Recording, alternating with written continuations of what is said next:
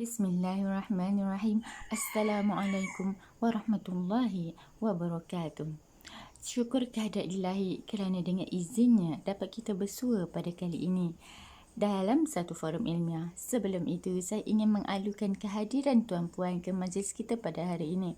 Semoga kita semua akan memperoleh manfaat yang berguna daripada forum ini, insya-Allah. Saya Nurul Adilah binti Abdul Talim selaku moderator anda pada kali ini. Tajuk forum kita pada hari ini berkisah mengenai laporan Rahman Talib serta kepelbagaian sistem pendidikan Islam sebagai pembuka bicara, izinkan saya menyampaikan serangkap pantun. Pergi ke pasar membeli ikan, ikan dijual oleh si Nyonya. Laporan Rahman Talib, kita bincangkan isu pendidikan Islam dan cara mendapatinya. Tanpa melengahkan masa lagi, saya ingin memperkenalkan dua orang ahli panel yang tidak asing lagi. Ahli panel yang pertama iaitu saudari Nurul Afifah binti Maknur. Saudari Nurul Afifah merupakan seorang guru cemerlang SK Convent. Beliau telah berkhidmat lebih kurang 6 tahun di dalam bidang perguruan. Selamat datang saya ucapkan. Seterusnya, ahli panel kedua, cantik dan ayu iaitu Puan Nurul Laili. Puan Nurul Laili binti Muhammad Fazil merupakan seorang pegawai Jabatan Pelajaran Negeri Perak. Beliau telah berkhidmat di Jabatan Pelajaran Negeri selama 8 tahun. Selamat datang saya ucapkan kepada Puan Laili. Baiklah, sebelum kita pergi dengan lebih jauh, izinkan saya menerangkan terlebih dahulu berkaitan tajuk forum kita pada hari ini. Seperti yang kita semua tahu, dalam tahun-tahun menuju kemerdekaan, telah timbul kesedaran dalam kalangan pemimpin dan rakyat Malaysia tentang betapa mustahaknya diadakan satu sistem pendidikan kebangsaan untuk menggantikan sistem pendidikan penjajah bagi memenuhi kehendak negara. Atas kesedaran inilah lahir satu dasar pendidikan kebangsaan melalui Penyata Razak 1956 dan dimaktubkan dalam Ordinan Pelajaran 1957. Kemudiannya, dasar pendidikan ini telah disemak semula dalam tahun 1960 yang menghasilkan laporan Rahman Talib yang termaktub dalam Akta Pelajaran 1961. Oleh itu, sebagai pembuka forum kita pada kali ini, saya ingin bertanyakan soalan kepada guru cemerlang kita, saudari Afifah. Baiklah cikgu, apakah yang dimasukkan laporan Rahman Talib dan apakah kandungan yang terdapat di dalamnya? Terima kasih kepada saudari moderator. Laporan atau penyata Rahman Talib yang diperakukan dalam Akta Pendidikan 1961 telah mengabdikan cita-cita yang terkandung di dalam laporan Razak dan menggariskan hasrat sistem pendidikan kebangsaan yang terdapat sekarang. Okey, baik. Terdapat 4 aspek penting dalam laporan Rahman Talib, iaitu menjadi titik permulaan ke arah pelaksanaan bahasa Melayu sebagai bahasa pengantar utama. Yang kedua, mewujudkan sistem peperiksaan yang sama walaupun berlainan bahasa di sekolah rendah dan sekolah menengah. Yang ketiga adalah memberi penekanan kepada pendidikan teknik dan vokasional untuk keperluan tenaga mahir. Dan yang keempat, memberi penekanan kepada pendidikan moral dan keagamaan untuk keperluan kerohanian sebagai teras.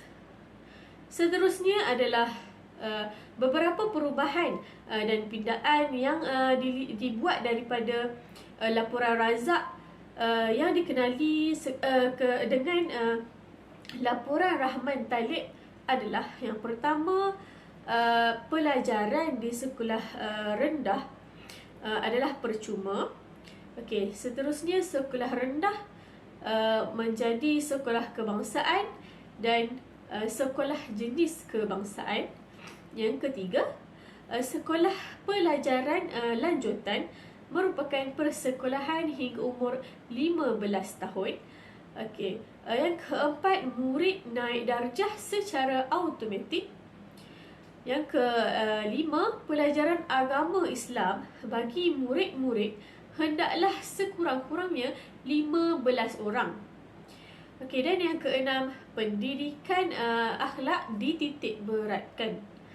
Selepas itu, sistem pendidikan aneka jurusan ditubuhkan pada 1965 bagi sekolah menengah rendah menggantikan sistem pelajaran lanjutan.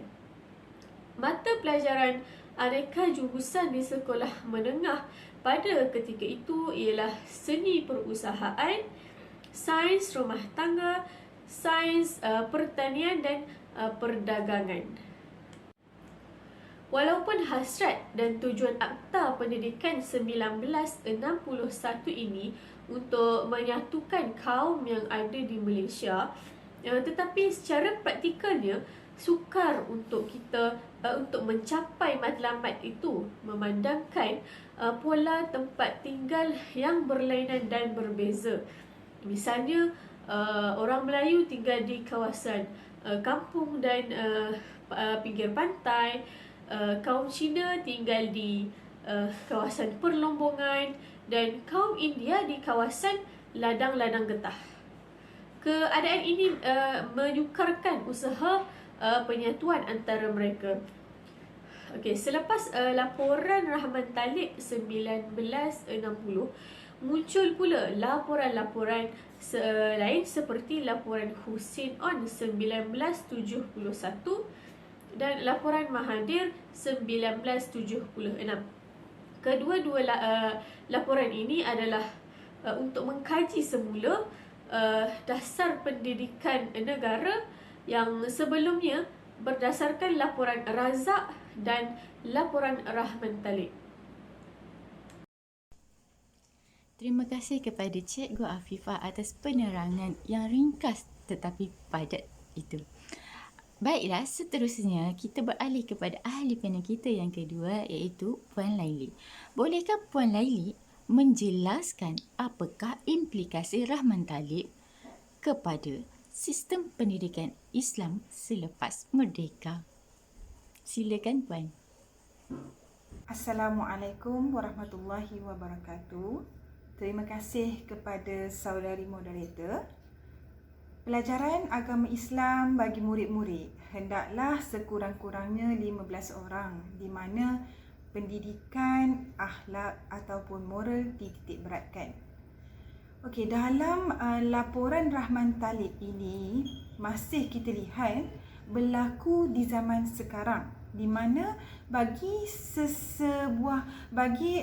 sebuah sekolah yang mempunyai murid Muslim kurang daripada 15 orang, seperti di sesetengah kawasan pedalaman maupun sekolah aliran jenis kebangsaan ataupun kita dikenali juga sebagai SJK, maka pendidikan Islam wajib diajarkan berpandukan kurikulum pendidikan agama Islam yang mana kita sebut juga sebagai kurikulum PAI, dan mengikut waktu yang telah diperuntukkan oleh kerajaan.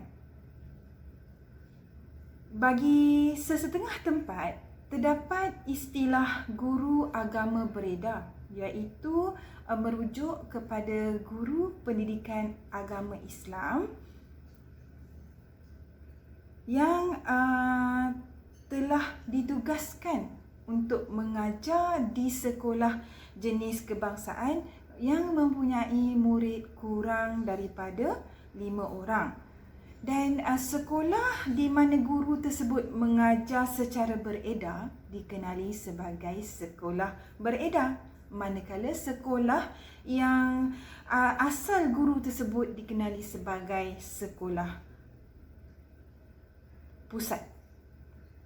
Biasanya waktu yang diperuntukkan ialah selama 2 hari, dan dalam tempoh mengajar tersebut, waktu yang diperuntukkan kebiasaannya mengambil waktu sehari penuh bagi memenuhi jumlah tuntutan waktu pendidikan agama Islam, dan ianya terpulang atas kebijaksanaan pentadbiran dalam menyusun jadual kelas.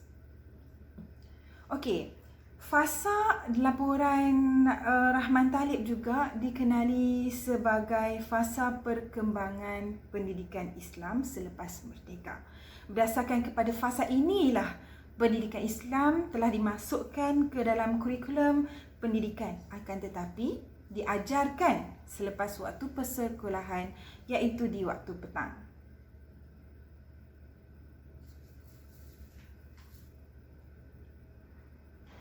Hanya selepas Akta Pelajaran 1961 sahaja barulah pendidikan Islam yang mana pada zaman itu dikenali sebagai pengetahuan agama Islam dimasukkan dalam kurikulum persekolahan dan diajarkan dalam waktu instruksional. Kurikulum pendidikan Islam pada fasa selepas merdeka ini lebih kepada penyampaian pengetahuan asas mengenai agama Islam sahaja, meliputi tauhid, ibadah, sirah, ayat Al-Quran dan hadis serta tidak menekankan amali dan penghayatan. Dan ini diperkukuhkan oleh laporan mengkaji mata pelajaran pengetahuan agama Islam 1974 yang dipetik daripada Asmawati Suhaib dan Fatiyah Muhammad pada tahun 2012. Terima kasih kepada Puan Laili di atas huraian yang telah disampaikan. Baiklah, sekarang kita memasuki pusingan yang kedua. Pada tajuk forum kita, kita menyentuh mengenai kepelbagaian sistem pendidikan Islam.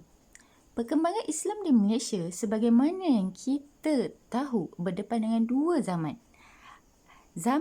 Iaitu zaman sebelum dan selepas merdeka, yang mana ia memberi kesan yang mendalam kepada perubahan sistem pendidikan. Proses perkembangan tersebut telah membentuk dua kategori sistem, iaitu sistem pendidikan Islam formal dan sistem pendidikan Islam tidak formal pada masa kini.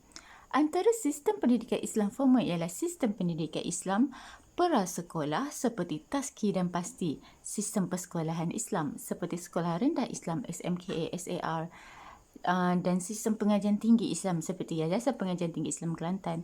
Manakala sistem pendidikan tidak formal pula adalah institusi seperti masjid, surau, pondok serta penggunaan media elektronik dan media sosial. Jadi, soalan saya, bolehkah Cikgu Afifah menyatakan dan jelaskan beberapa isu semasa dalam konteks kepelbagaian sistem pendidikan Islam pada masa kini? Cikgu dipersilakan. Terima kasih kepada saudari moderator. Baiklah, antara isu pendidikan Islam yang akan saya jelaskan di sini antaranya adalah tahap penguasaan bacaan Al-Quran yang rendah bagi sesetengah guru pendidikan Islam. Lebih-lebih lagi dalam ilmu tajwid. Dan keadaan ini menjadi bertambah parah apabila ilmu tajwid hanya diajar melalui penggabung jalinan dengan kemahiran tilawah Al-Quran. Peruntukan masa bagi mengajar ilmu tajwid adalah tidak disediakan dan ia lebih banyak bergantung kepada budi bicara guru pendidikan Islam itu sendiri. Dan adalah lebih malang lagi adalah ibu bapa mengambil beranggapan pendidikan Islam di sekolah sudah membebaskan mereka daripada memberi ilmu itu kepada anak-anak mereka sendiri, khususnya yang berkaitan dengan fardu ain dan ilmu tajwid. Dan lebih menyedihkan lagi apabila kita meneliti banyak hasil dapatan kajian yang menunjukkan sangat ramai masyarakat yang buta huruf Al-Quran. Isu yang kedua adalah guru kurang menjiwai peranan sebagai murabbi. Ini kerana terdapat segelintir daripada guru pendidikan Islam yang hanya memainkan peranan mereka di dalam kelas sahaja, dalam menerapkan akhlak dan nilai-nilai murni kepada pelajar yang selari dengan falsafah pendidikan kebangsaan dan juga falsafah pendidikan guru. Oleh itu, jelaslah bahawa falsafah pendidikan kebangsaan dan falsafah pendidikan guru amat menekankan pembentukan akhlak dalam kalangan pelajar, sebagaimana firman Allah Subhanahu wa taala yang bermaksud, dan sesungguhnya kamu wahai Muhammad benar-benar memiliki akhlak yang agung. Dan hadis Nabi SAW yang bermaksud, sesungguhnya aku diutus untuk menyempurnakan akhlak yang mulia. Seterusnya adalah persekitaran yang kurang memberangsangkan juga adalah satu isu dalam pendidikan Islam. Masalah persekitaran luar daripada sekolah akan lebih mempengaruhi pembentukan akhlak dan sahsiah pelajar. Ini kerana pelajar berada di kawasan sekolah hanya beberapa jam sahaja dalam sehari. Antara faktor yang mempengaruhi persekitaran murid adalah faktor dari segi ekonomi, dari segi keturunan, faktor kawalan di luar sekolah dan juga faktor media massa. Dan yang keempat adalah pengajaran dan pembelajaran mata subjek ataupun bidang Al-Quran yang kurang berkesan, kerana ketika sesi PDP ataupun ketika sesi pengajaran berlangsung, guru ini lebih banyak menggunakan kaedah ataupun pendekatan hanya bersyarah kepada murid, hanya melibatkan satu hala sahaja daripada menggunakan alat-alat bantu mengajar. Okey, baik, yang terakhir sekali adalah guru kurang memanfaatkan alat bantu mengajar. Baik, menurut Muhammad Sabri 2000, pengajaran tidak hanya melalui chalk and talk dengan hanya menggunakan buku teks ataupun kapur tulis ataupun papan hitam sahaja semata-mata. Tidak, malah pengajaran adalah lebih daripada itu. Termasuklah dengan menggunakan komputer ataupun laptop, pancaran LCD contohnya, yang menyediakan pembelajaran secara interaktif bagi menarik minat murid untuk belajar. Wallahu a'lam. Terima kasih kepada Cikgu Afifah. Huraian yang sangat padat dan jelas oleh panel kita mengenai isu semasa dalam konteks kepelbagaian sistem pendidikan Islam. Di sini saya ingin mengajukan soalan kepada Puan Laili. Sebentar tadi kita telah bincangkan beberapa isu semasa dalam konteks kepelbagaian pendidikan agama Islam. Jadi, bolehkah Puan Laili menerangkan dan memberi pandangan mengenai cara yang boleh diusahakan bagi mendepani dan mengatasi isu-isu semasa dalam kepelbagaian pendidikan Islam? Tafadhal mashkura. Terima kasih kepada saudari moderator. Soalan yang sangat baik untuk kita kupas pada forum hari ini. Okey, berkenaan dengan soalan tersebut, pada pendapat saya, pada pandangan saya, sebenarnya masyarakat kita ni terus menaruh harapan yang sangat tinggi kepada para guru dalam mendidik anak-anak mereka di sekolah, dan ini bermakna peranan guru sememangnya amat besar dan begitu kritikal dalam merealisasikan pendidikan Islam, kerana di atas bahu mereka lah terletaknya kejayaan dan kegagalan pelaksanaan falsafah pendidikan kebangsaan, ya. Dan kejayaan dan kecemerlangan sekolah terletak pada keberkesanan seluruh sistem, nilai, tingkah laku, iklim, semangat dan budaya yang diamalkan serta dipamerkan setiap waktu oleh setiap pelajar, guru, kaki tangan, bukan guru dan juga pentadbir serta pengurus kurikulum dalam sesebuah sekolah tu.